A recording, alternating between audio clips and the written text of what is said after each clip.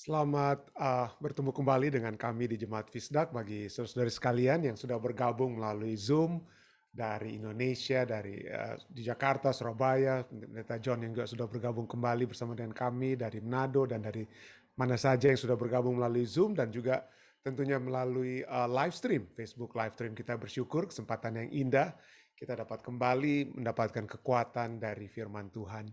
Dan seperti biasa untuk memulaikan acara kita akan mendengarkan satu lagu pujian dan kemudian doa buka kita pada saat ini akan dibawakan oleh Saudari Lucy dari California. Sebentar. Silakan, Dek.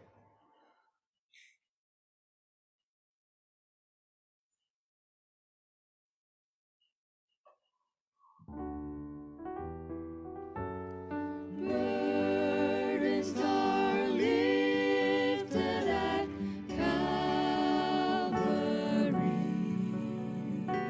Calvary. Calvary.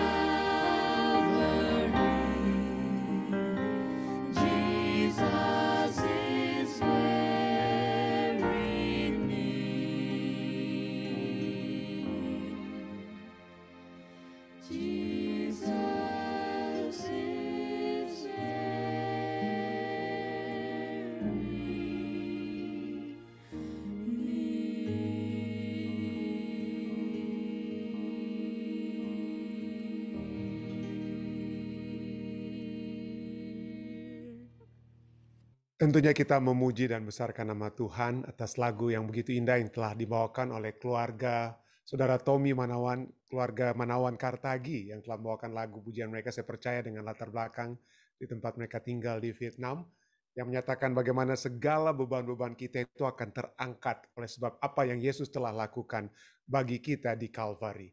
Kita bersyukur atas pengorbanan yang Yesus telah berikan sehingga kita dapat memiliki keselamatan yang mengangkat segala beban-beban kehidupan kita. Baik, kita akan membuka dengan doa. Sekali lagi saya mengundang Saudari Lucy untuk dapat pimpin dalam doa. Kita berdoa. Bapa kami yang ada di surga, segala kepujian, kehormatan, kebesaran hanya diperuntukkan bagi Engkau, Tuhan.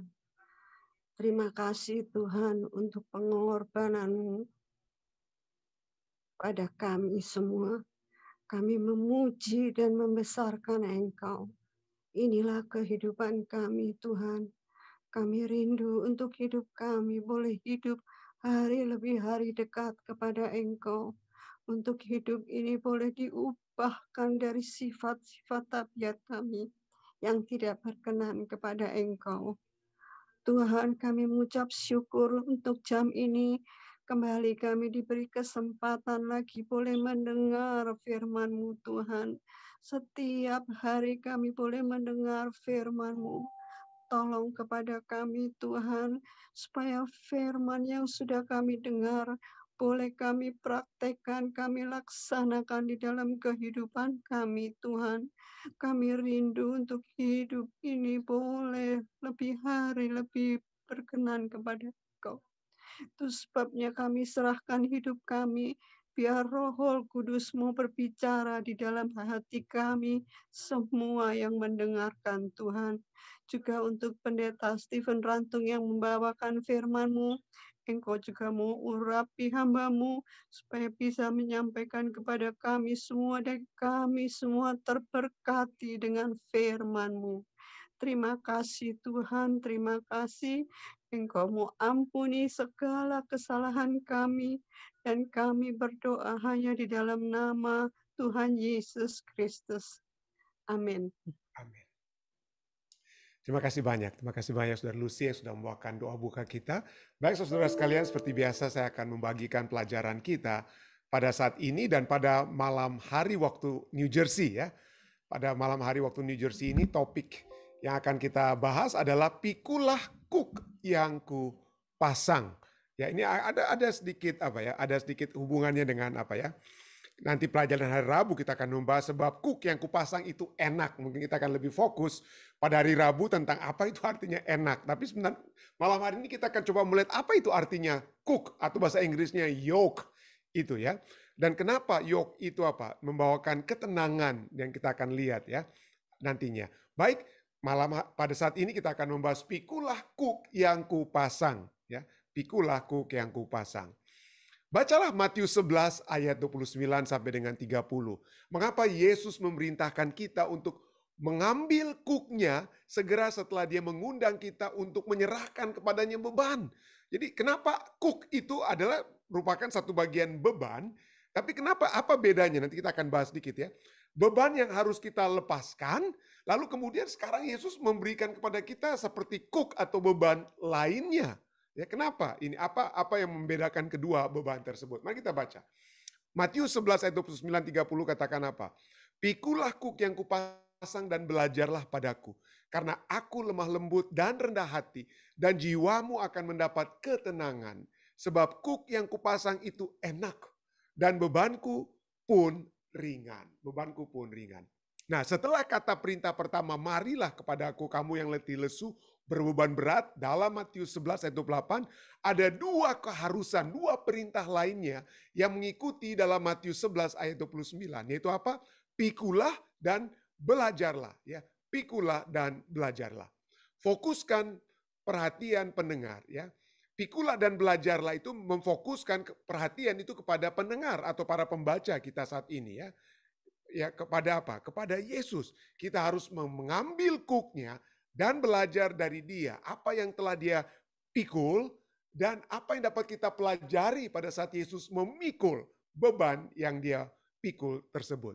Nah, hubungan intim dalam kalangan antara bapa dan anak yang sudah intim ya, yang sudah disebutkan dalam Matius 11 ayat 25 sampai 27 kembali menawarkan ilustrasi yang luar biasa yang dapat menjelaskan kiasan Cook dalam ayat-ayat ini.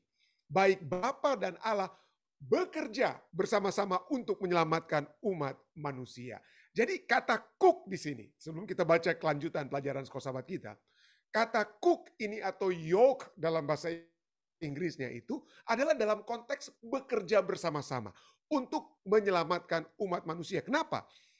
Waktu kami berada di Ethiopia, ya di halaman kami itu sering istri saya tanam dengan dengan jagung dan juga tanaman lainnya. Tapi khususnya untuk jagung kami sering meminta menyewa atau membayar orang Ethiopia yang di sekeliling itu untuk membawa 2 sapi mereka atau 1 sapi mereka, lalu kepada sapi itu diikat diberikan cook yoke tersebut, lalu kemudian di belakang sapi itulah yang dipakai untuk mengolah tanah ya, ada seperti pisau yang tajam, dan dari cook yang diberikan kepada sapi ya, itulah maka kami dapat menggemburkan tanah.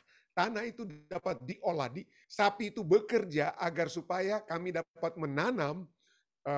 Istri saya suka tanam corn atau jagung ya, dapat menanam jagung, dan itu hanya terjadi oleh sebab ada yang mengerjakan tanah tersebut ya. Kalau hanya kami yang pacul itu mungkin setengah mati, tapi karena ada 1 sapi atau 2 sapi yang menanggung cook sehingga tanah itu dapat diolah dengan kata lain. Jadi cook itu, yoke itu yang dibebankan ke sapi itulah melambangkan pekerjaan yang dilakukan antara Bapa dan Yesus, anak, untuk bersama-sama menyelamatkan umat manusia. Nah, sementara cook itu juga adalah simbol ketundukan. Ya, lihat Yeremia 27. Sementara cook adalah simbol ketundukan, cook juga merupakan metafora yang menggambarkan tujuan yang bersatu. Ya, tujuan yang bersatu. Saya sudah melihat bagaimana kalau 2 sapi itu dipasang 1 cook di antara mereka. Jadi mereka itu harus bisa tidak boleh jalan sembarangan. Mereka harus dapat berjalan bersama-sama. Ke kiri mereka ke kiri bersama. Ke kanan mereka berjalan ke kanan bersama pada saat mereka memikul cook tersebut. Jadi tujuan yang Tujuan yang bersatu, dengan kata lain ya. Kita tunduk kepada cook yang Tuhan sudah berikan dan menerima tugas yang Dia berikan kepada kita untuk memberkati orang-orang di sekitar kita. Kita tidak membawa cooknya ya. Kita tidak membawa cooknya. Kita dipasang cook padanya karena cooknya itu enak dan bebannya ringan. Dan kita akan secara spesifik bahas hari Rabu ya, Matius 11 ayat 30. Dan perintah kedua katakan Belajarlah padaku. Kenapa sampai cook yang Yesus pikul itu Pikul itu ringan ya, dengan kata lain ya. Kenapa? Ya, ini akan kita lihat bagaimana itu menegaskan. Ya, perintah kedua, belajarlah padaku, menegaskan konsep ini. Dalam bahasa Yunani, kata kerja belajar berhubungan dengan istilah murid. Ya, jadi murid-murid itulah orang yang belajar. Jadi ketika kita belajar dari Yesus, maka kita benar-benar menjadi murid-muridnya. Ketaatan dan komitmen adalah karakteristik dari pemuritan, dari seorang murid yang taat dan memiliki komitmen. Apa perbedaan antara berbeban berat Matius 11 ayat 28 dan memikul cooknya ya. Memikul cooknya dalam Matius 11 ayat 29 ya. Matius 11 ayat 28 ini mungkin itu berbeban berat dengan masalah-masalah kita sehari-hari. Ya, masalah-masalah yang kita alami, dunia yang menghantam kita. Atau juga itu dapat juga menjadi bagian masalah-masalah yang dibebankan oleh sebab pemahaman-pemahaman arti atau pemahaman keagamaan yang salah. Seperti yang dimiliki oleh orang-orang Yahudi di zaman Yesus. Mereka tambah hukum Tuhan. Misalnya hukum hari Sabat, saya sering kali bahas tentang itu ya, Melankostable. Jadi Tuhan katakan jangan melakukan pekerjaanmu, lalu kemudian orang-orang Yahudi mulai menjabarkan apa-apa saja itu pekerjaan-pekerjaan yang tidak boleh secara mendetail. 39 Melankostable ya. Jadi itulah yang menjadi beban dari luar yang tidak sesuai dengan yang Allah sudah rancangkan bagi kita. Rancangkan. Nah, sedangkan cook yang Tuhan berikan kepada kita dari Matius 11 ayat 29 adalah beban yang Tuhan sudah rancangkan bagi kita. Bukan yang apa, yang bukan dengan tadi ada yang 28 itu di luar kehendak Tuhan, dan di dalam Matius 11 ayat 29 adalah segala sesuatu yang berada di dalam kehendak Tuhan. Jadi itulah kembali kita belajar di pelajaran sesama kita katakan, cook adalah metafora umum dalam Yudaisme untuk hukum. Ya, hukum yang sering ditambah-tambahkan pada para pemimpin agama kepada umat-umat yang percaya pada saat itu. Kisah para Rasul 15 ayat 10 menggunakan kata cook ini untuk merujuk kepada hukum sunat. Ya, hukum sunat itu jadi cook orang-orang pada saat itu. Galatia 5 ayat 1 mengontraskan, membuat suatu perbandingan ya antara kebebasan yang ditawarkan Yesus dengan cook perbudakan yang merujuk pada hukum sebagai sarana keselamatan. Bagi orang-orang Yahudi, kalau kamu tidak bikin ini, kamu tidak bikin itu, kamu tidak selamat. Jadi keselamatanmu oleh sebab kamu melakukan perbuatan-perbuatan ini atau itu yang mereka sudah canangkan. Dan Yesus katakan, oh bukan begitu. Ya. Perbuatan-perbuatan kita itu bukan sarana keselamatan. Perbuatan-perbuatan baik kita, perbuatan-perbuatan keagamaan kita itu bukan supaya saya selamat. Ya. Bukan supaya selamat, tapi dipasangnya cook ya, yang Yesus juga sudah miliki. Yesus sudah mengangkat beban tersebut. Dipasang cook kepada Yesus itu menekankan kepatuhan dan komitmen yang seperti Yesus patuh dan komit kepada apa rancangan Bapa, demikian juga itu merupakan kepatuhan dan komitmen kita untuk mengikuti jejak Yesus dan berpartisipasi dalam misinya. Ingat, cook itu berhubungan dengan apa? Pekerjaan, ya, mengolah sesuatu, membuat tanah seperti dikatakan tadi di Ethiopia, tanah yang gembur dengan cook yang dipasang pada sapi, ya. Jadi sementara kita, pelajaran kita katakan, sementara kita tidak bisa berharap untuk menambahkan sesuatu pada keselamatan. Keselamatan itu tidak ada yang kita bisa buat. Tidak ada. Keselamatan itu hanya apa yang Yesus telah buat. 100%. Tidak ada 1% dari kita. Ya, untuk kasih karunia itu. Jadi tidak ada. Itu keselamatan itu 100% apa yang Yesus telah lakukan. Yesus telah menangkan bagi kita di kayu salib. Kita dapat, tapi pada saat yang bersamaan, setelah kita diselamatkan, maka kita dapat menjadi dutanya. Menjadi duta. Pekabar-pekabar Yesus yang membagikan kabar baik dengan orang-orang di sekitar kita. Penafsiran Yesus tentang hukum seperti yang ditunjukkan dalam khotbah di atas bukit Matius 5-7 bahkan lebih radikal daripada yang dilakukan orang-orang Farisi. Yesus katakan, orang Farisi katakan, oh ini begini ya. Tapi Yesus katakan ada yang lebih radikal. Apa radikalnya? Apakah radikalnya itu karena lebih susah yang Yesus buat, lebih susah daripada apa yang dilakukan oleh pemimpin-pemimpin Yahudi? Oh bukan. Bukan karena lebih susah. Justru yang Yesus lakukan itu supaya lebih gampang. Kenapa? Karena ini ya. Lebih radikalnya apa? Kalau orang Yahudi supaya mereka selamat, mereka harus buat ini, itu. Yesus katakan, oke, ada yang Yesus biar lebih. Bukan hanya kita bersinah, bukan hanya karena pada saat kita melakukan tindakan sinah, tapi pada saat kita apa? Memandang. Jadi itu bahkan lebih radikal lagi. Kenapa? Karena ini pelajaran kita katakan apa? Itu yang radikal, yang ditambahkan Yesus itu membutuhkan operasi hati dan mengubah motif kita. Dan pada saat kita memiliki hati yang berubah, motif yang berubah, maka cooknya itu apa? Cooknya itu enak. Enak kalau kita saling mencintai, ya dengan kata lain, saya mencintai istri saya mencintai saya. Maka bagi saya untuk buang sampah keluar itu bukan beban. Bagi istri saya untuk memasak di rumah, bagi saya ya, karena saya tidak tahu masak, istri yang masak, maka dia kalau dia didasarkan atas cinta, dia tidak akan pikir, aduh lagi summer, lagi panas, setengah mati mau masak-masak. Tidak. Kenapa? Karena kita didasarkan atas apa ya? Atas cinta, motivasi untuk menyenangkan hati orang yang kita cintai. Nah itulah sebabnya kalau pacaran kan bagaimana? Nggak ada yang susah kita waktu pacaran. Ya, yang sering kali menjadi susah itu mungkin pada saat setelah menikah. Kenapa? Karena mungkin cintanya itu hilang. Jadi menjadi bebanlah kita untuk buang sampah. Menjadi beban kita untuk cuci piring atau untuk apa? memasak dan lain sebagainya. Tapi kalau masih pacaran nggak ada yang berat. Kenapa? Hatinya ada dan motifnya juga apa? Motif untuk menyenangkan kekasih kita itu apa? Ada.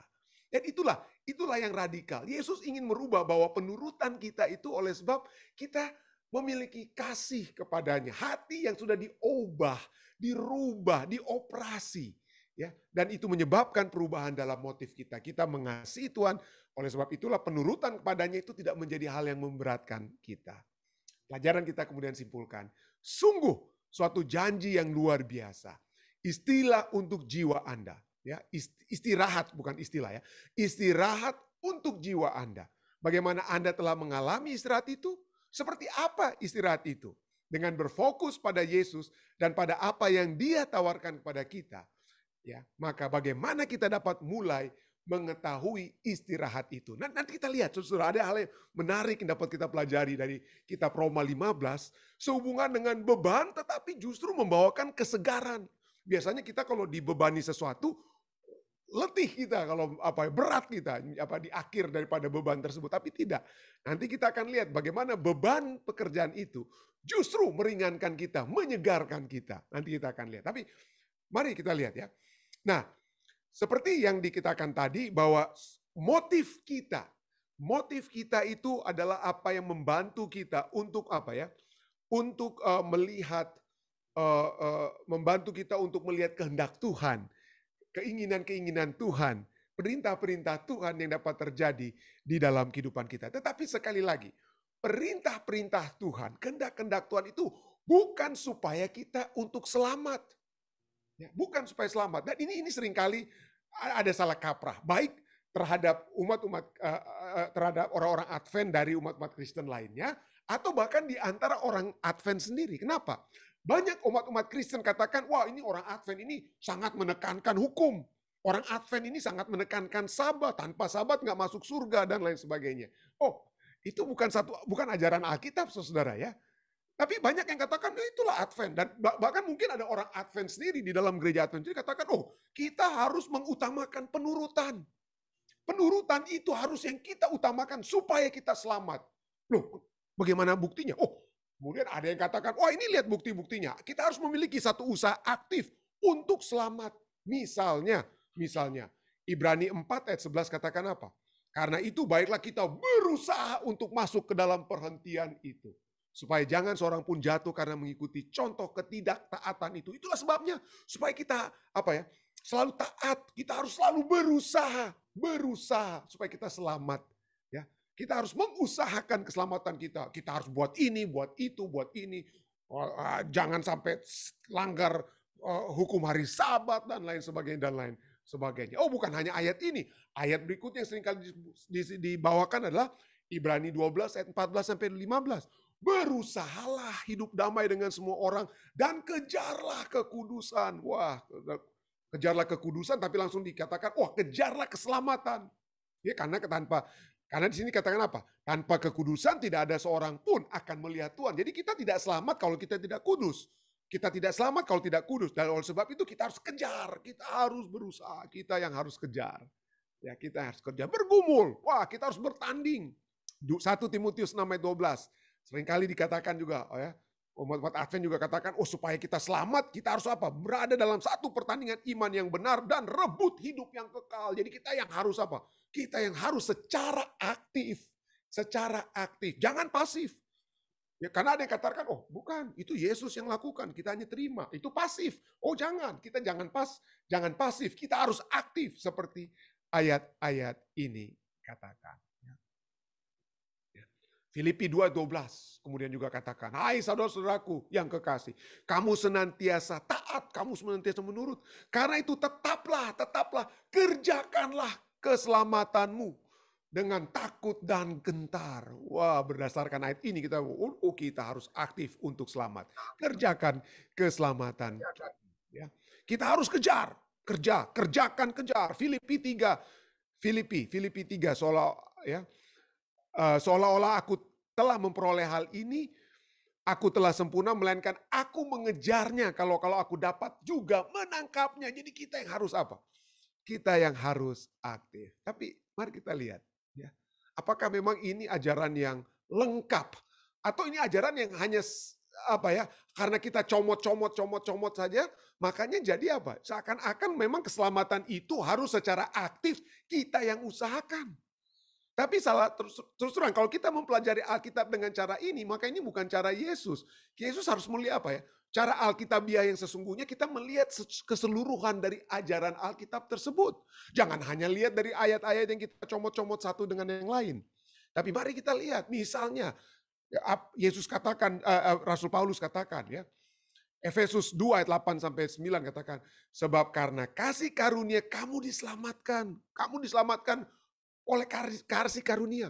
Bukan hasil usahamu, tapi itu pemberian. Jadi bukan kita. Kita yang cuma terima, Allah yang memberikan kepada kita. Itu bukan hasil usahamu. Bukan karena kamu kejar-kejar, bukan karena kamu ikut pertandingan dan lain sebagainya. Bukan.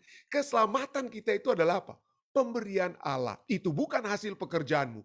Jangan ada orang yang harus memegahkan. Jangan ada orang yang memegahkan diri. Jadi pertanyaannya kalau dibilang, pendeta ini jadi bingung nih. Jadi bagaimana caranya kita untuk mencoba mensinkronisasikan? Apakah kita memang harus aktif mencari keselamatan? Atau seperti ayat ini itu bukan hasil usaha kita. Seakan-akan ini pasif, kita hanya terima dengan iman. Yohanes 3:16, begitu besar kasih Allah, dikaruniakan anaknya yang tunggal, supaya barang siapa yang percaya tidak binasa, melainkan beroleh hidup yang kekal. Bukan supaya barang siapa yang terus-menerus berjuang untuk selamat tidak binasa. Tidak. Ayat itu katakan percaya. Ya. Itu bukan hasil usaha kita. Itu pemberian apa? Pemberian Allah. Ya. Jadi disinilah kita akan coba melihat ya, bahwa keselamatan itu bukan oleh perbuatan. Kalau demikian untuk sinkronisasi. Kenapa? Ayat kita seperti hari. Kita harus pikul kuk. Ya, kita seperti yang saya katakan tadi, orang Yahudi kuk itu adalah hukum ya.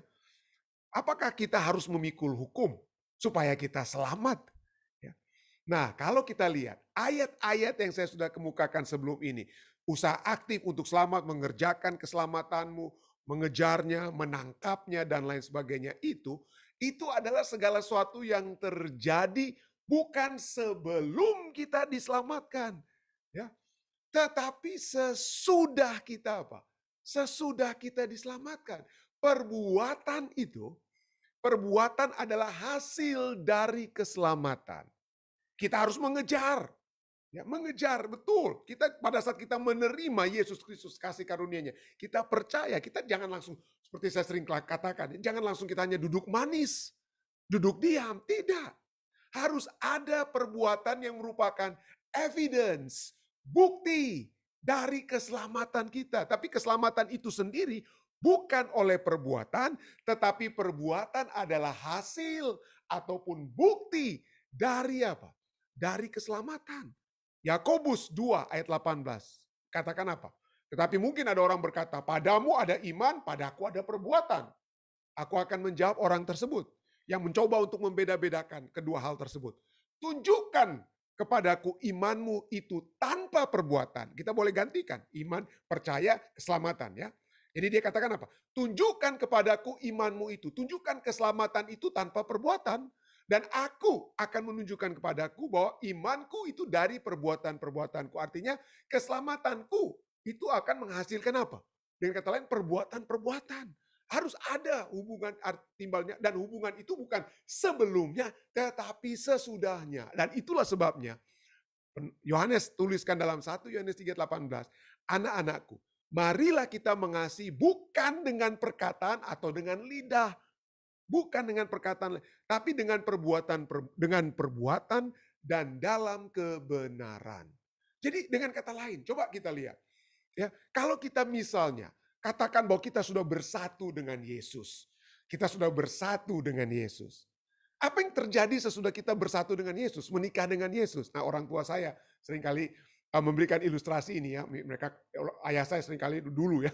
Dia bilang, dalam ilustrasi khotbahnya atau seminar rumah tangga, jadi katakan, oke, saya menikah dengan istri saya, Nettie Hendricks.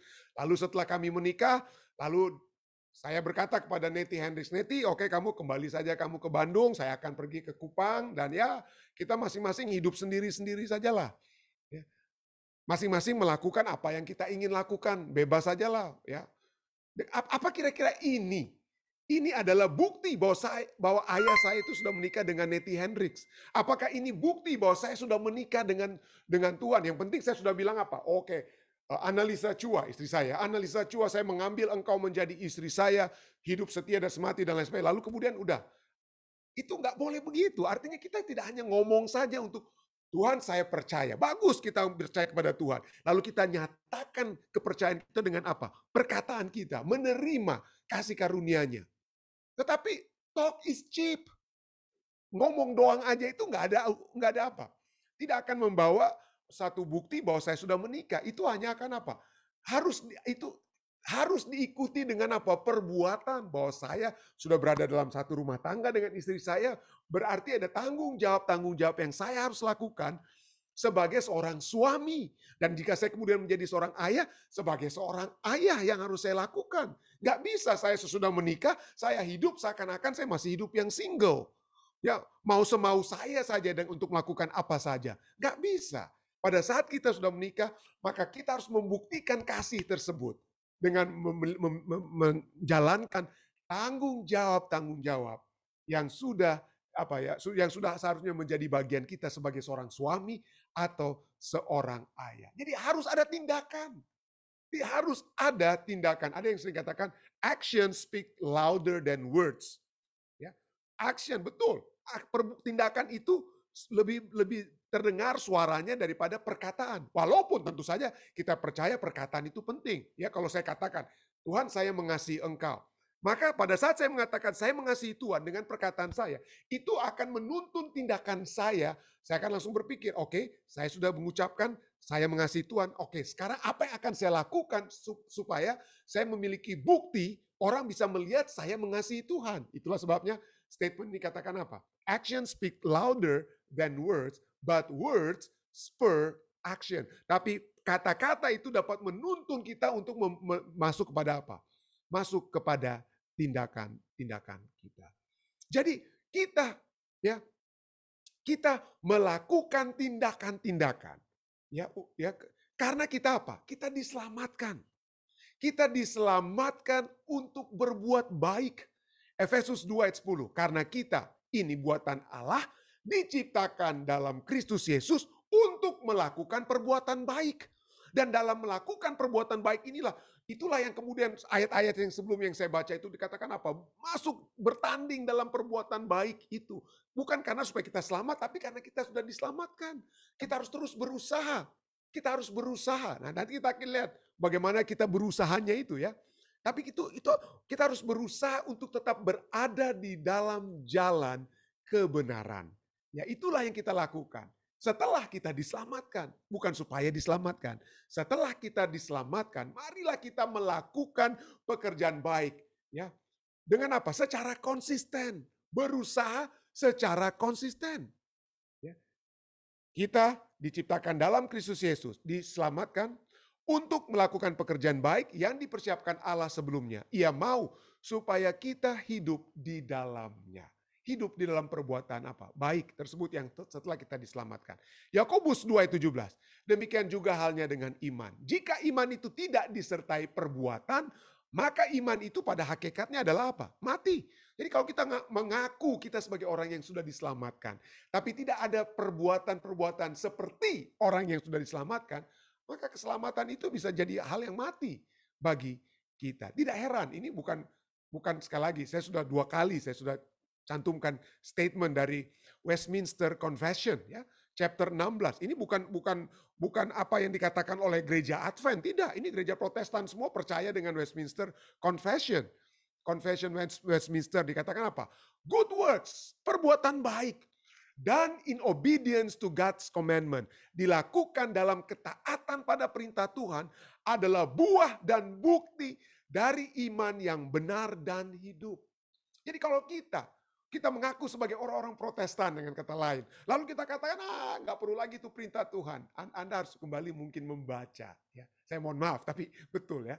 Anda harus membaca mungkin Westminster Confession yang menyatakan apa? Bahwa perbuatan baik itu, ketaatan pada perintah Tuhan itu adalah buah dan bukti dari iman yang benar dan yang apa? dan yang hidup. Jadi kita harus melakukan perbuatan baik, bertanding untuk melakukan perbuatan baik, bukan supaya jago-jagoan, tapi oleh sebab hati kita yang sudah dioperasi supaya kembali mencintai Tuhan. Memiliki motif, kita bertanding karena saya memiliki motif. Saat ini ada Olimpiade di Jepang. Ya, kalau saya misalnya seorang atlet Indonesia, maka motivasi saya adalah saya ingin agar Indonesia Raya itu berkumandang di Jepang. Ya, dan itulah yang menjadi motivasi saya kalau saya adalah seorang atlet ya. Itu menjadi motivasi saya untuk berjuang, lari secepatnya, lompat setingginya, dan lain sebagainya yang dapat kita lakukan di Olimpiade. Kenapa? Kita berusaha keras supaya kita dapat menyukakan hati Allah yang telah menyelamatkan kita. Itulah buah dan bukti dari imannya. Nah, pertanyaannya, kita sudah bilang tentang atlet ya. Wah, kalau mereka berjuang ya, bekerja keras ya, apakah itu tidak melelahkan? Nah, mari kita lihat. Kenapa sampai Yesus katakan pada saat kita berjuang sekalipun, kita dapat apa? Ketenangan ya. Pikulah kuk yang kupasang. Ya, kalau sapi-sapi yang saya pekerjakan di Ethiopia ya, mungkin mereka harus istirahat setelah 30 menit, makan, minum ya. Karena apa? Capek setelah bekerja. Tapi di sini katanya apa? Pikulah, ya bekerjalah dengan telaten ya, dalam misiku untuk mendapat apa? Ketenangan. Pikulah kuk yang kupasang dan belajarlah padaku, karena aku lemah lembut dan rendah hati dan jiwamu akan mendapat ketenangan. Loh, kok memikul kuk dapat apa? Tenang, dapat disegarkan. Nah, ada dua hal. Pada saat kita menjalankan misi, yang menyebabkan itu merupakan sesuatu hal yang justru pada saat kita bekerja untuk Tuhan, justru itu yang menyegarkan itu. Kenapa? Ada dua poin yang dapat saya berikan pada saat ini. Poin yang pertama, apa yang dapat kita pelajari dari Roma 15 seperti yang saya janjikan tadi. Roma 15 ayat 30 sampai 32 ini berbicara bagaimana Rasul Paulus itu bergumul dalam pekerjaan Tuhan, tetapi justru di situ dia mendapatkan kesegaran. Kenapa? Dalam pergumulannya, dalam wrestlingnya dia refreshed. Dia mendapatkan kesegaran. Kenapa? Mari kita baca.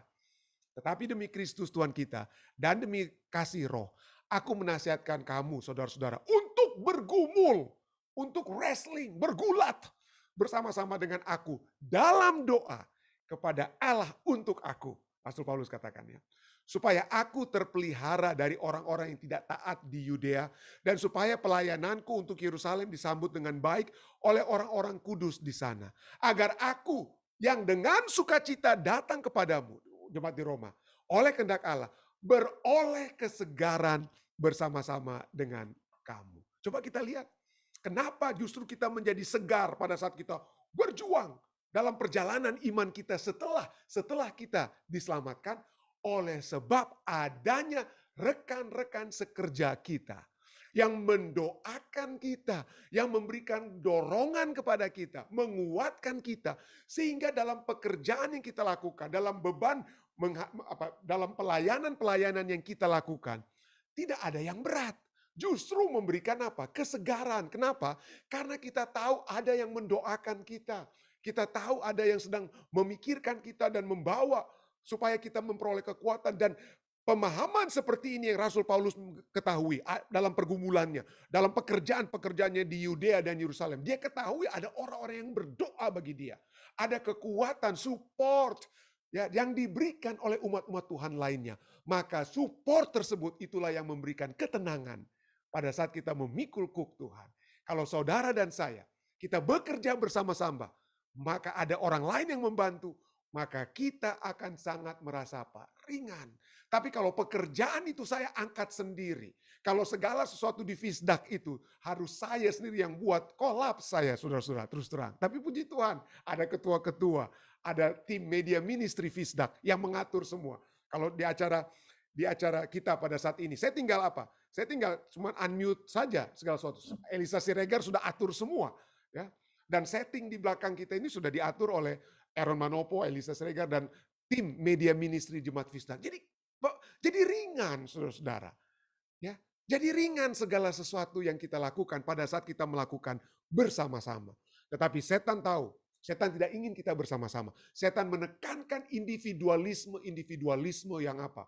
yang harus seringkali kita lakukan pada saat kita bekerja. Kita mau supaya kita saja yang menonjol atau apa, kita sendiri yang lakukan dan lain sebagainya. Dan pada saat itu kita lakukan, maka itu bukan memberikan ketenangan, bukan memberikan kesegaran, tapi justru itu menjadi beban. Beban itu, kuk itu akan ringan, menjadi tenang, menjadi segar pada saat kita pikul bersama-sama. Poin pertama. Poin kedua. Tadi kita sudah baca tentang kerjakanlah keselamatanmu. Tapi jangan lupa, saya sudah pernah bahas itu lalu. Pada saat kita mengerjakan keselamatan, ya artinya mengerjakan pekerjaan Tuhan dengan kata lain ya. Siapa yang akan mengerjakan bagi kita? Kita mendapatkan support dari saudara-saudara seiman seperti Rasul Paulus. Tapi Rasul Paulus juga menulis dalam Filipi 2 ayat 12 dan 13 bahwa yang mengerjakan di dalam kita, kekuatan kita yang sejati, ya, bukanlah kekuatan kita, bukanlah akal budi saya, bukan kepintaran saya, tetapi kebijaksanaan yang Tuhan sudah berikan kepada saya. Dan itulah sebabnya Filipi 2 ayat 12-13 katakan apa? Hai saudara-saudara yang kekasih, kamu senantiasa taat. Karena itu tetaplah kerjakan keselamatanmu dengan takut dan gentar. Karena apa? Karena Allah lah yang mengerjakan di dalam kamu baik kemauan maupun pekerjaan itu sendiri menurut kerelaannya. Jadi kalau kita seringkali kecewa dan lain sebagainya, minta Tuhan, saya lagi kecewa, saya nggak tahu mau bikin apa lagi untuk melayani ini. Atau menjangkau saudara ini, saudari ini. Saya seperti sudah nggak mau lagi mau jangkau mereka. Jangan berhenti di situ saja. Saya tidak mau lagi Tuhan, tapi berikanlah kepada saya kemauan untuk tetap menjangkau dia. Menjangkau keluarga saya ini. Melayani engkau. Biarlah kemauan itu apa? Tetap ada. Karena seringkali dalam kehidupan kita, begitu banyak hal-hal yang mengecewakan kita, yang terjadi dalam kehidupan kita, masalah dengan keluarga kita, masalah dengan anak-anak kita, yang membuat kita tidak lagi memiliki kemauan untuk melayani Tuhan. Seringkali itulah yang kita dengar ya di jemaat, aduh pendeta, ya nantilah 2 tahun depan lah, tahun ini saya mau istirahat dulu dan lain sebagainya. Nah, marilah kita berdoa. Saya tidak katakan itu adalah urusan Anda dengan Tuhan ya. Tapi marilah kita berdoa dan bermohon kepada Tuhan bahwa melihat kemauan itu pun biarlah itu Tuhan yang apa? Berikan. Jangan kita melihat dari diri kita. Tentu saja saya percaya ada hal-hal yang dapat kita tunda lebih dahulu atau apa. Tetapi biarlah kita menunda sekalipun tanggung jawab atau apapun ya, pekerjaan yang Tuhan ingin kita lakukan. Biarlah dalam menunda sekalipun, biarlah itu Tuhan yang sudah apa? Sudah nyatakan terlebih dahulu kepada kita. Karena dialah sesungguhnya yang akan mengerjakan di dalam diri kita. Baik kemauan maupun pekerjaan itu sendiri menurut kerelaannya. Kiranya ini dapat menjadi satu kekuatan bagi kita. Bahwa kita pada saat kita memikul kuk Tuhan, kita tetap dapat memperoleh ketenangan dan kesegaran. Karena ada umat-umat Tuhan yang membantu kita. Dan karena ada Tuhan yang memberikan kekuatan yang sejati bagi kita. Saya bawa ini dalam nama Yesus. Amin. Baik, seperti biasa saudara sekalian, jika ada tambahan ataupun pertanyaan-pertanyaan, seperti biasa saya cuma bisa melihat yang di Zoom ya. Yang melalui live stream mungkin Anda bisa cantumkan di di kolom komentar dan saudara Elisa Siregar akan membacakannya. Tapi saya lihat di hasil live stream kadang-kadang Dek ya, seringkali suara Dedek mungkin tidak kedengaran di live stream ya, di hasil live stream, tapi saya tetap bisa dengar, dan Anda yang di Zoom bisa juga mendengar suara Dedek pada saat saudara Elisa Siregar ini membacakan pertanyaan-pertanyaan Anda yang dari live stream. Silakan, jika ada tambahan dari Zoom, silakan. Ada kira-kira pelajaran kita saat ini dari Papi, Mami, Om Rain, atau saudara-saudari lainnya? Jika ada pendeta muda tulus, jika ada ya, silakan. Ada kira-kira, ayo Om Rain, silakan. Sudah di-unmute. Ini baru batuk belum bicara. Oh. Ya, terima kasih untuk kesempatan ini. Kalau memang Tuhan punya kuk, ada berarti setan juga punya kuk. Gimana tuh? Ada itu. Ya. Dan inilah yang membuat kita rusak. Mungkin kita menderita karena sebagian hati kita masih pikul kuk setan. Karena sesuai dengan apa tadi ilustrasi dari 2 sapi itu. Mereka harus seimbang. Tidak boleh satu gemuk, satu kurus. Untuk pikul kuk itu, ya 2 sapi yang harus seimbang. Jadi kira-kira bagaimana, Tep? Ya, betul sekali. Harus memiliki apa ya, kesamaan tujuan. Jadi seperti pelajaran kita katakan, Bapa dan Anak itu memiliki kesatuan, keesaan dalam tujuan. Jadi tidak ada yang satu mau ke kiri, yang satu mau ke kanan. Tetapi pada saat kita bersama-sama, kedua sapi yang berjalan bersamaan itu, maka kuk itu yang dipasang ke bahu mereka itu jadi ringan. Oleh sebab mereka tidak bertentangan untuk menarik kuk tersebut, tapi bekerja bersama-sama. Terima kasih banyak Om, betul sekali. Ada satu pengalaman pendeta. Silakan Om. Di salah satu jemaat kami, tahu itu kami juga ada di situ, ada seorang bendahara yang memang sudah lebih 20 tahun bendahara. Jadi waktu pemilihan berikut dia tidak jadi lagi. Sabat berikut dia tidak masuk gereja. Jadi langsung anggota board langsung habis gereja langsung ke rumahnya. Tanpa tanya apa-apa, kita belajar sekolah sabat sama dia. Sementara kita belajar sekolah sabat sama dia, kita pulang berdoa. Dia terima kita dengan baik. Sabat berikut dia tidak ada juga. Kita pergi lagi. Itu bayangkan sampai 1 kuartal selesai. Jadi pada waktu akhir kuartal itu, board sudah bikin keputusan. Bukan keputusan, tapi ide bahwa satu orang akan bicara kepada beliau ini dan katakan bahwa saudara mesti tahu bahwa jemaat mengasihi saudara. Ya. Tapi kelihatannya saudara tidak mengasihi jemaat. Jadi inilah kali terakhir kami datang dan kami tunggu di gereja sabat depan. Dia masuk sabat depan. Jadi kita itu juga menangani seseorang itu tidak boleh cepat-cepat lah bahwa paksakan dia. Karena masing-masing juga punya harga diri dan lain-lain. Yang kita hanya Roh Kudus saja yang bisa balikan seorang dalam waktu yang sesingkat-singkatnya. Saya dan saudara kadang-kadang melawat, kita punya kata-kata bahkan tambah susah orangnya. Jadi itu pengalaman saya, pendeta. Terima kasih. Betul sekali Om. Jadi memang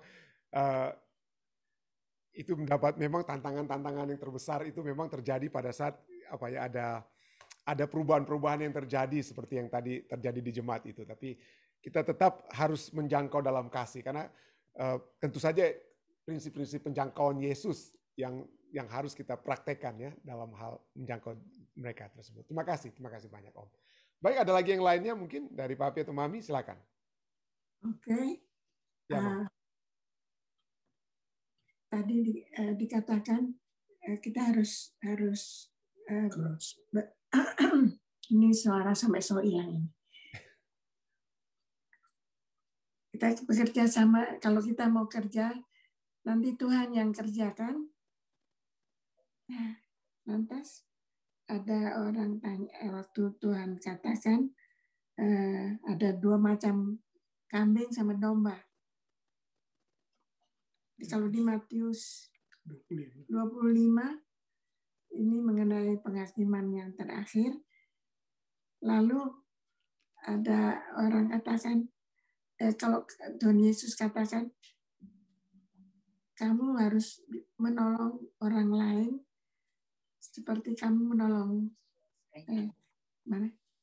menolong diri melakukan untuk saya. Karena dikatakan itu orang tanya kan, kalau kamu sebetulnya lihat orang yang susah tidak bisa makan, kamu beri makan. Lalu kalau ada yang sakit, kamu datang berdoa lalu minta kesembuhan bagi itu.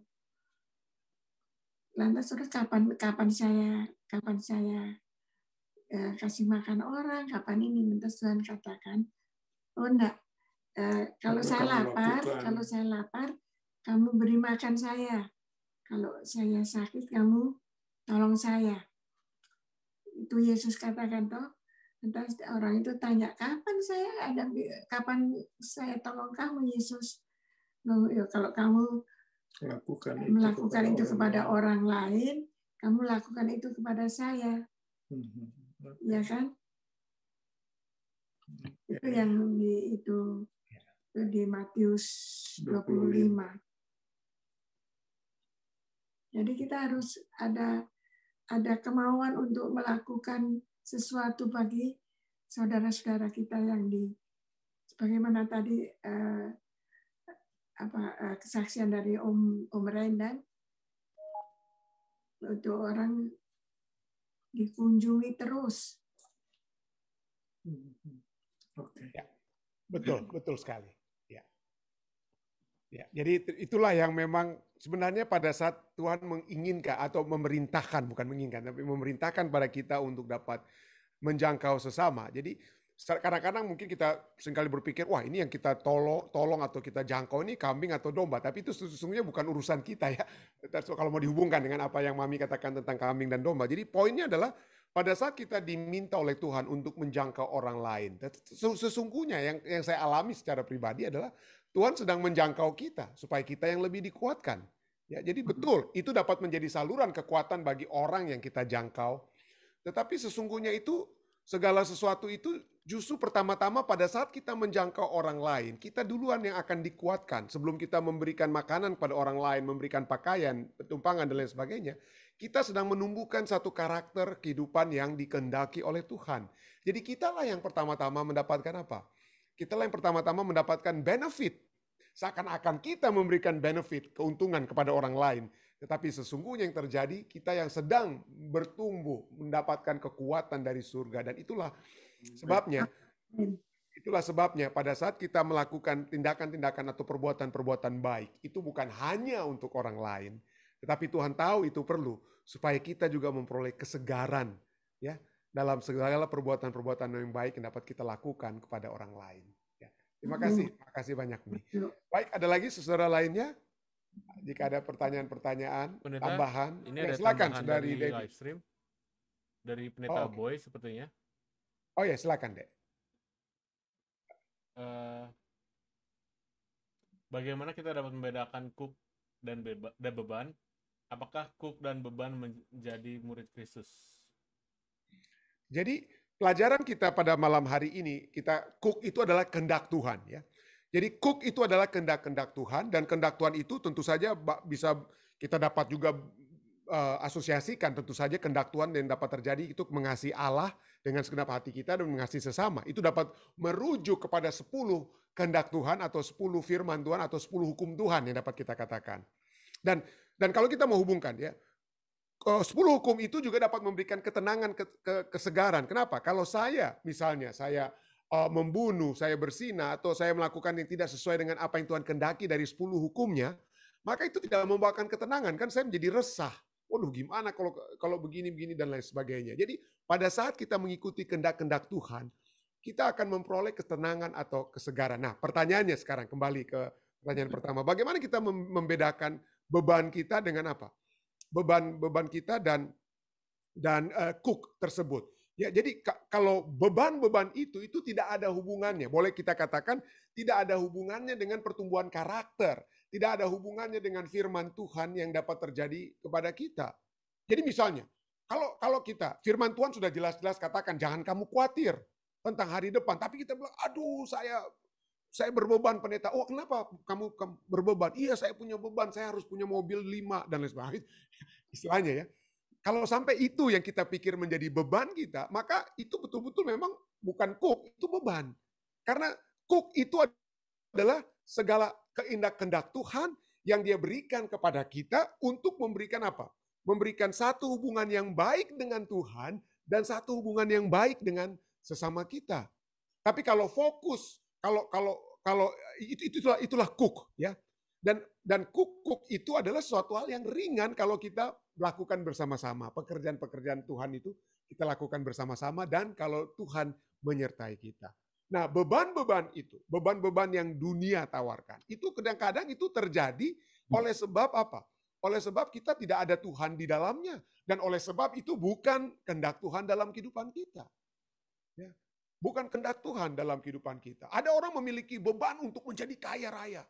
Itu bebannya. Saya harus, bagaimana mungkin saya dari Amerika lalu masa saya tidak punya ini, tidak punya itu, tidak punya ini, tidak punya itu. Itu jadi beban. Itu bukan cook.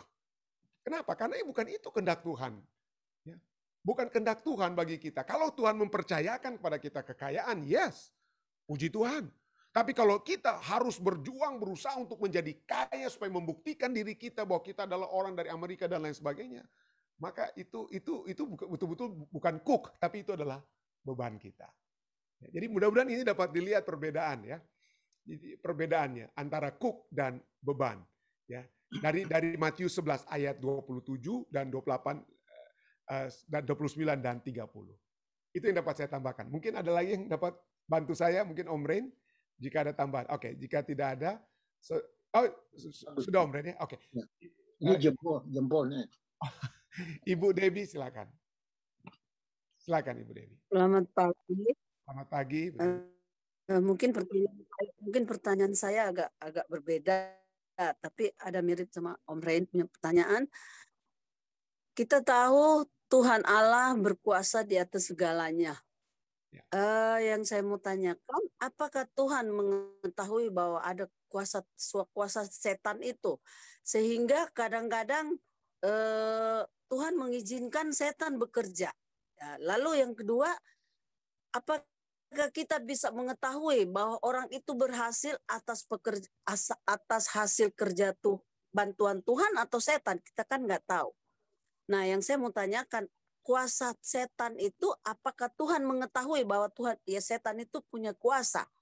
Nah, sehingga dia kadang-kadang orang yang sudah berbuat baik aja sering dicobai.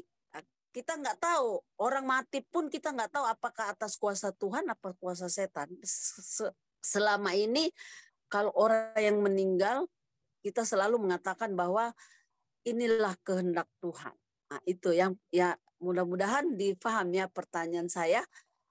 Apakah kuasa setan ini Tuhan tahu bahwa setan itu berkuasa, tapi memang sih dia mengizinkan, tapi kita nggak tahu orang itu sukses, orang itu berhasil, orang itu meninggal, apakah atas izinan Tuhan atau izinan setan? Itu aja pendeta. Maaf kalau pertanyaan saya kurang. Oke, saya coba untuk jawab seberapa yang saya bisa ya. Jadi poinnya adalah bahwa Tuhan tentu saja tahu kuasa daripada setan. Firman Tuhan jelas sekali ya. Tuhan mengetahui dan kenapa? Karena dia sudah menyatakan kepada kita apa yang setan dapat lakukan. Dia dapat turunkan api dari langit. Dia akan dapat datang menyerupai Yesus Kristus dengan kata lain ya. Seperti seorang Mesias dan lain sebagainya akan dia lakukan di akhir zaman. Ada banyak tanda-tanda mujizat yang dia akan lakukan. Dan saya pernah berkhotbah dan juga membuat seminar tentang dan pelajaran sahabat juga apa yang setan dapat lakukan. Oh, begitu hebat. Begitu hebat yang dapat setan lakukan, saudara. Jadi itu kita tidak dapat sangkal apa yang setan lakukan, dan kita di Alkitab sendiri kita bisa melihat bagaimana apa yang dia telah lakukan kepada Ayub dan lain sebagainya yang dapat kita lihat. Tetapi tentu saja setan tidak memiliki memiliki kuasa untuk mengambil nyawa orang lain.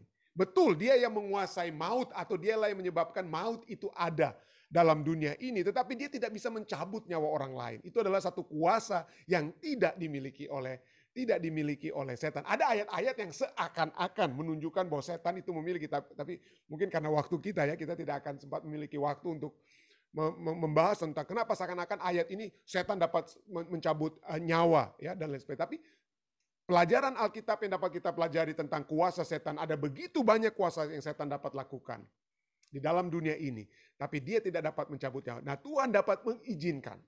Tuhan dapat mengizinkan kita bukan mungkin oleh sebab apa? Setan dapat membuat kita sakit, yes. Setan dapat membuat kita sakit, tapi di dalam kemahatauan Tuhan, Tuhan tahu bahwa sakit yang setan mungkin sudah buat itu kalau Tuhan izinkan untuk beristirahat, tapi itu ada di dalam tangan Tuhan untuk Tuhan lakukan. Tuhan mengetahui mana yang terbaik. Tetapi sekali lagi bukan kehendak Tuhan bagi kita untuk mati ya, dengan kata lain. Jadi bukan sering kita dengar di Facebook, oh kami sayang pada Anda tapi Tuhan lebih sayang lagi dan lain sebagainya. Itu Tuhan, kalau sayangnya Tuhan itu tidak untuk membuat kita harus berduka atau membuat orang mati, saudara. Tapi Tuhan tahu.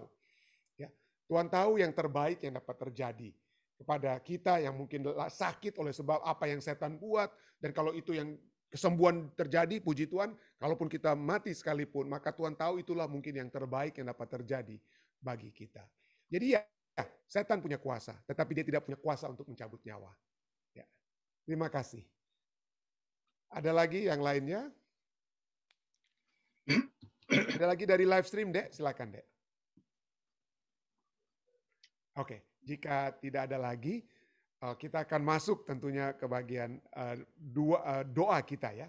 Kita saling mendoakan. Saya bersyukur ada tim doa Jemaat Fisdak yang bukan hanya membawakan mereka mendoakan bukan hanya permohonan-permohonan doa yang saudara-saudari sudah sampaikan melalui live stream, tapi ada beberapa nama juga yang sering hadir di acara kami walaupun tidak membawa permohonan doa yang kami juga sering doakan. Kami juga suka untuk doakan. Jadi marilah kita saling mendoakan satu dengan yang lain. Saya mendoakan Anda, kita saling mendoakan, ada tim doa dan juga Anda mendoakan juga saya. Kita saling mendoakan satu dengan yang lain. Baik, mari kita buka siapa yang boleh dapat membawakan permohonan-permohonannya, silakan. Jadi saya tahu kita akan doakan, tadi malam kita sudah mendoakan orang tua daripada Ibu Debbie Talumepa. Ya. Mungkin kita doakan anak-anaknya ini. Vika, betul, Vika, Vanessa, Gladys. Gladys Vicky itu satu nama atau dua berbeda? Gladys dan Vicky. Ya, anak-anak daripada Ibu. Jadi ada Vika, Vanessa, Gladys, dan Vicky. 4 ya? Ya, oke. Ya. Baik, ada lagi saudara lainnya yang dari live stream? Tadi malam juga Ibu Syana membahas kita untuk mendoakan keluarga daripada saudara Olaf Robot ya, yang sudah Tuhan juga izinkan kita terus akan doakan ya. Baik, ada lagi saudara lainnya? Ya, silakan Om Rain. Kita dari Jayapura bahwa mungkin belum ada yang kenal keluarga Kainama ini, tapi mereka juga adalah tokoh-tokoh gereja di sana. Anaknya yang tua dari saudara Cak Kainama meninggal karena COVID. Jadi kita doakan keluarganya supaya diberikan kekuatan. Keluarga Kainama ya. Kainama ya. Oh wow. Baik, ada lagi yang lainnya? Jika tidak ada melalui live stream, Zoom maksud saya, ada yang dari live stream, Dek? Silakan, Dek. Ada 2 pendeta. Yang pertama dari Ibu Neti Rumagit, katanya tolong doakan. Dia ada back pain udah beberapa hari. Setelah bersih-bersih sampai sekarang masih back pain. Jadi kita tolong didoakan. Lalu yang kedua dari Ibu Sylvia Abutan, katanya tolong doakan adiknya Teni Abutan. Sudah selesai dioperasi tapi sekarang masih di ICU. Operasi jantung ya. Ibu Sofia Abutan, Dek ya? Yang di ICU Ibu Teni Abutan, pendeta. Oke. Ya. Baik, jika tidak ada lagi, mari kita bersatu ya. Kita dapat bersatu dalam doa untuk mendoakan keadaan kita semua tentunya. Tuhan akan memberikan kekuatan, perlindungan, khususnya menghadapi pandemik yang masih belum ada tanda-tanda berakhir sepertinya ya. Bahkan di Amerika Serikat sendiri sekalipun ya. Begitu kita sudah mendengar tentang Delta, varian Delta, sekarang udah mulai ada varian Gamma yang berasal dari Brazil, sudah mulai masuk lagi di Amerika. Jadi kita terus berdoa tentunya menghadapi hal ini. Baik saudara sekalian, mari kita bersatu dalam doa. Bapa yang menukasi dalam takhta kerajaan surga, kembali pada saat ini Tuhan, kami datang kepadamu mengucap syukur atas kesempatan yang begitu indah yang Tuhan telah berikan kepada kami. Sehingga kami dapat mempelajari tentang beban dan juga tentang kuk yang Engkau berikan kepada kami. Tetapi bahwa beban yang kami alami itu memang seringkali berat oleh sebab tidak ada Engkau di dalamnya. Oleh sebab mungkin kami tidak berserah dan menyerahkan beban itu kepadamu. Tapi pada saat kami menyerahkan beban tersebut, maka itu menjadi ringan. Tapi pada saat yang bersamaan Tuhan, kami juga mempelajari Engkau juga membebani kami dengan kuk-Mu. Tapi beban tersebut, beban kuk tersebut bukanlah sesuatu yang memberatkan kami. Karena ada pada saat kami bekerja bersama-sama untuk memuji memuliakan Engkau, ada umat-umat Tuhan yang bekerja bersama-sama dengan kami. Ada Engkau yang memberikan kemauan dan juga kekuatan untuk melakukan pekerjaan tersebut. Terima kasih Tuhan. Biarlah kami dapat selalu melakukan yang terbaik yang dapat kami lakukan di dalam kehidupan kami. Bukan hanya kami mungkin berbicara seperti seorang pendeta, tapi kami dapat membagikan pekabaran-pekabaran-Mu. Kami share ayat-ayat, kami angkat telepon untuk mendoakan saudara-saudari kami yang sudah jauh daripada kami. Kami berdoa dengan mereka, kami memberikan kekuatan kepada mereka. Biarlah itu dapat menjadi bagian seluruh umat-umat Tuhan yang sedang mendengarkan doa ini, yang bahkan sudah mengikuti ibadah kami pada saat ini. Biarlah kami semua menjalankan misi-Mu, membawakan bagaimana Engkau sudah memberkati kami. Engkau sudah memberikan kekuatan kepada kami. Di tengah-tengah COVID-19 ini sekalipun Tuhan, kekuatan itu sudah menjadi bagian kami semua. Kami yang datang berdoa, kami yang bermohon kepadamu telah dapat memperoleh jawaban-jawaban daripada doa kami. Walaupun ada yang mungkin kami pikir tidak sesuai dengan apa yang kami pohonkan, tapi kami tetap percaya itulah yang terbaik Tuhan. Yang terbaik yang telah terjadi. Kami datang Tuhan untuk berdoa, tetap berdoa bagi umat-umat Tuhan yang ada di seluruh dunia saat ini, yang sedang bergumul dengan COVID-19, yang ada di rumah sakit atau sedang isolasi mandiri dan lain sebagainya Tuhan. Biarlah Tuhan menjenguk mereka, memberikan kekuatan kepada mereka. Hamba-Mu ingin secara khusus berdoa bagi pendeta Robert Walean Tuhan. Kiranya Tuhan memberikan kekuatan yang sempurna kepadanya, sehingga dia dapat sembuh secara sempurna dan dapat memperoleh kekuatan untuk terus menjalankan pekerjaannya, melayani Engkau Tuhan dengan tidak kurang suatu apapun. Hamba-Mu juga ingin berdoa bagi keluarga-keluarga yang berduka. Keluarga daripada saudara Olaf Robot yang Tuhan sudah izinkan untuk beristirahat. Kiranya kekuatan itu dapat menjadi bagian dari istri dan keluarga lainnya. Kami juga berdoa bagi keluarga besar Kainama yang sedang juga berduka pada saat ini Tuhan. Tuhan berikanlah kepada mereka satu jaminan bahwa perpisahan kami saat ini dengan kekasih-kekasih kami itu hanyalah sementara. Tapi kami pada saat Engkau datang di kali yang kedua, kami akan bertemu kembali.